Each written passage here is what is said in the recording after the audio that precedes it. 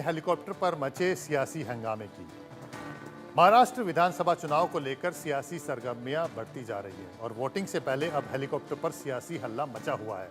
वजह है महाराष्ट्र के पूर्व सीएम उद्धव ठाकरे के हेलीकॉप्टर की तलाशी। 2 दिन में 2 बार उद्धव ठाकरे के हेलीकॉप्टर की तलाशी ली गई, जिससे उद्धव नाराज हो गए और सियासत भी गर्मा उठी।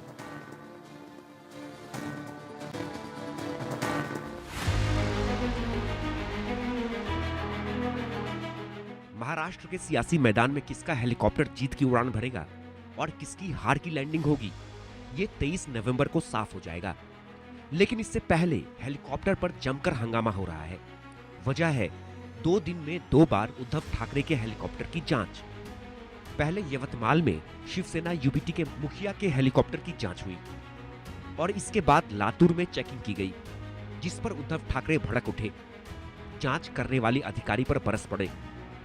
वीडियो बनाकर जांच करने वालों से ही पूछने लगे कि क्या कभी प्रधानमंत्री, गृह मंत्री देवेंद्र फडणवीस के हेलीकॉप्टर की जांच की है।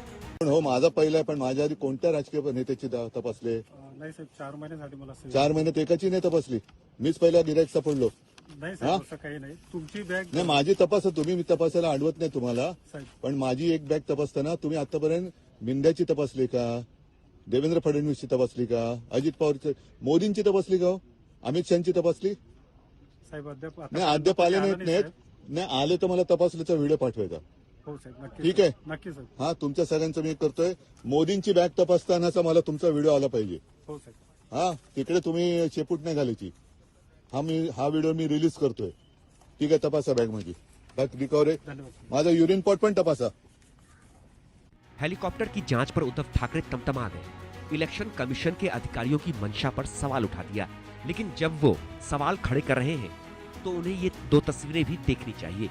पहली तस्वीर केंद्रीय मंत्री नितिन गडकरी के हेलीकॉप्टर की जांच की है, जिसमें अधिकारी उनके हेलीकॉप्टर की तलाशी लेते नजर आ रहे हैं। वहीं दूसरी तस्वीर महाराष्ट्र के डिप्टी सीएम अजित पवार के हेलीकॉप्टर की हो रही जांच की है। अधिकारी तलाशी ले रहे हैं। वहीं तीसरी तस्वीर महाराष्ट्र के डिप्टी सीएम देवेंद्र फडणवीस की है, जिनके बैग की तलाशी कोल्हापुर एयरपोर्ट पर ली गई।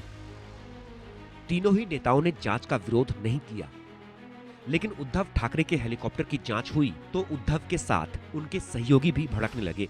आप हमारा सामान चेक करिए, लेकिन क्या आप एकनाथ शिंदे, देवेंद्र फडणवीस, अजित पवार, नरेंद्र मोदी, अमित शाह जी, उनके हेलीकॉप्टर्स, उनके कारों का काफिला रुक कर आप उनकी जांच करते हैं क्या? उसमें अंदर क्या है? चड्डी बनियान है क्या? सिर्फ क्या है बैग में? उनके देख लीजिए। महाराष्ट्र में जिस तरह से पैसे का डिस्ट्रीब्यूशन चल रहा है, क्या चुनाव आयोग के जो ऑब्जर्वर है उनको ये दिखता नहीं? हमने बार बार उनको बताया क्या हो रहा है का, लेकिन आप हमारी जो अपोजिशन के नेता है उनको रोकेंगे, उनका गाड़ी का काफिला रोकेंगे, उनके हेलीकॉप्टर रुकाएंगे।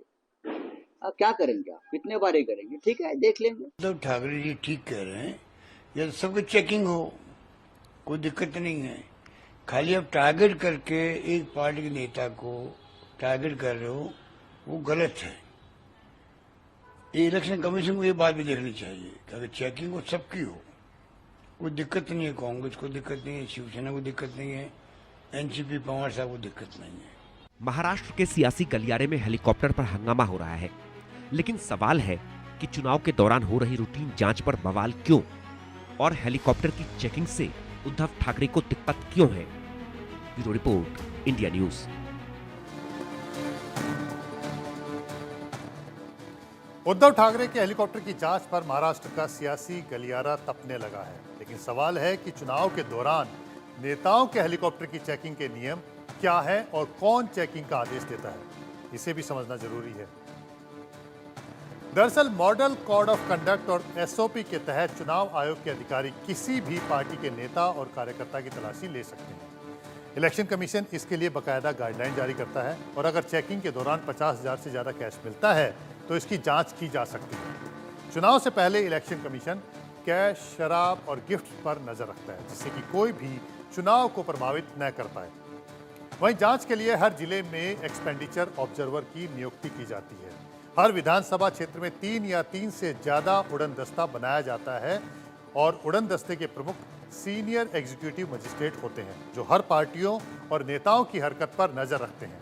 इसके अलावा चुनाव आयोग, स्थानीय police, railway, airports, income tax departments को भी जांच के निर्देश देता है।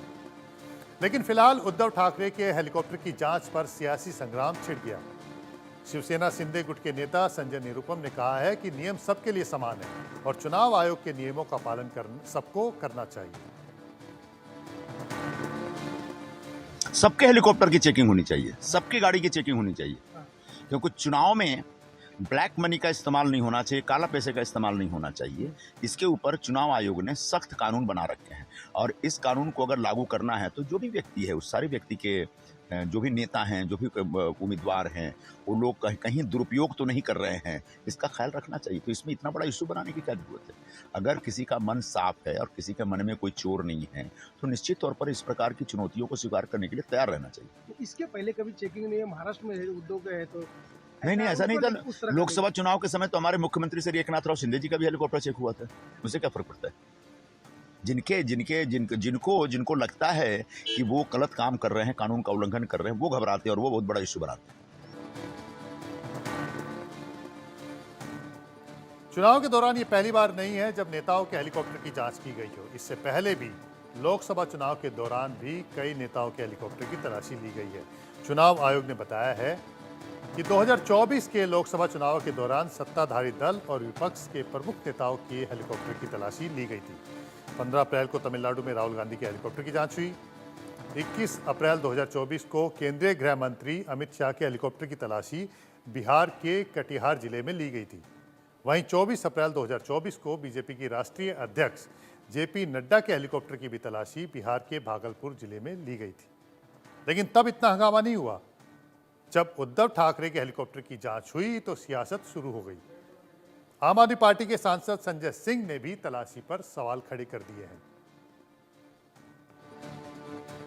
चुनाव के पहले ईडी का इस्तेमाल, सीबीआई का इस्तेमाल, जांच एजेंसियों का इस्तेमाल, ये तो आपने सुना ही होगा, होता ही है। आम आदमी पार्टी के खिलाफ भी हुआ, केजरीवाल जी के खिलाफ भी हुआ, झारखंड के मुख्यमंत्री हेमंत सोरेन के खिलाफ भी हुआ। अभी महाराष्ट्र के अंदर जहां किसी की हिम्मत नहीं होती थी कि बाला साहब ठाकरे की पार्टी के साथ कोई दुर्व्यवहार कर सके, कोई खिलवाड़ कर सके,